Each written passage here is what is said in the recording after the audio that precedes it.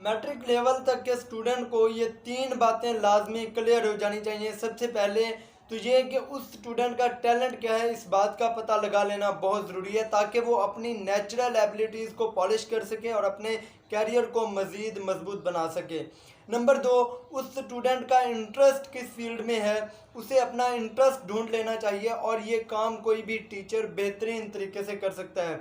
उस स्टूडेंट का इंटरेस्ट ढूंढने में उसकी मदद करें, और उस स्टूडेंट को उस फील्ड के बारे में मैट्रिक में ही मुकम्मल तौर पे इंफॉर्मेशन होनी चाहिए, ताकि वो आगे जाकर डिस्ट्रैक्शन से बच सके, अपना वक्त ज़ाया करने से बच सके, अपनी एनर्जी और रिसोर्सेज को ज़ाया करने से बच सके, और कम वक्त में वहाँ तक पहुँच सके जहाँ उसे पहुँचना चाहिए।